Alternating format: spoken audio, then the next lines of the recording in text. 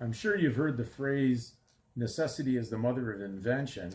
Well, the state, as you know, we know the whole world's lying in the power of Satan, the master deceiver. He works in the world of fiction and pretend. We know money doesn't grow on trees, so certainly, if it was necessity, how could you go get it? Because it's not in reality. So in the fiction, in order for him to uh, make this artificial child, he added a name to its real name. We know that in the Canadian dictionary, the Gage dictionary, it says under definition of surname, a name added to one's real name.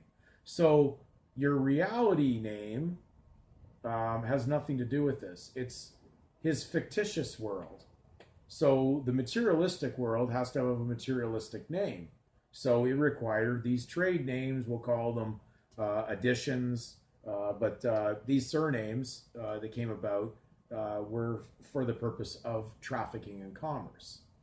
But they were not, of course, on a spiritual side to be used by you for anything other than the public good.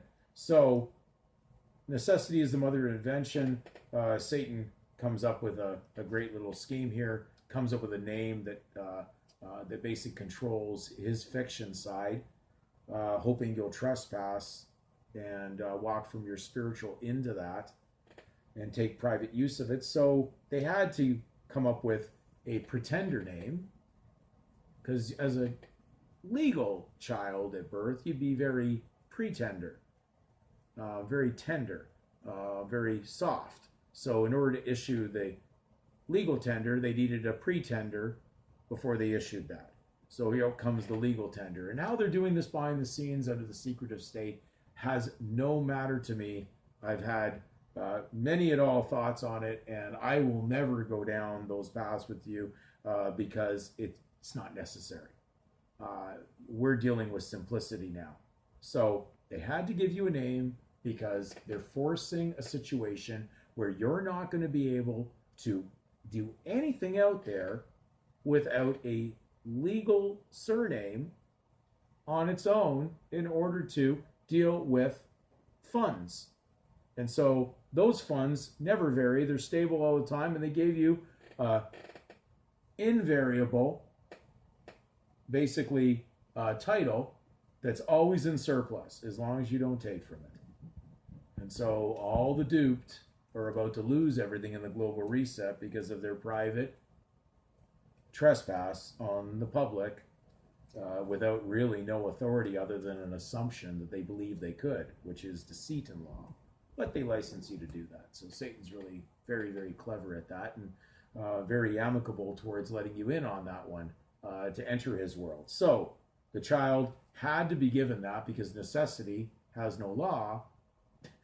They required to give you that, or there'd be no possible way to function in the monetary world of this secular world that we're surrounded with until all that is abolished by Christ. So you, by authority doing the right thing, are on God's side.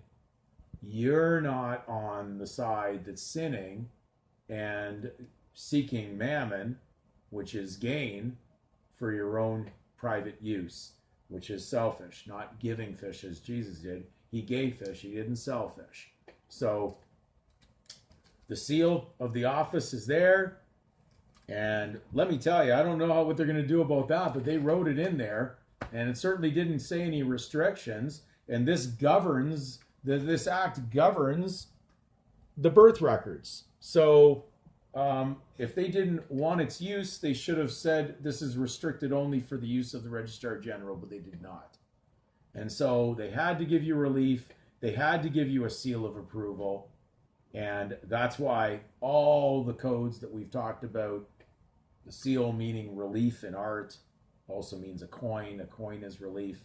All the things that were in scripture, you just didn't see them as accurate as the average reader at first glance would do. So you've come now out of the milk into the meat and potatoes now, and now you're ready to come forward as an heir because now it's the appointed time of God for you to do that. But until you come out, okay, you will be in the confusion of that title, and you will not have God's power and his authority to basically use the government as your staff.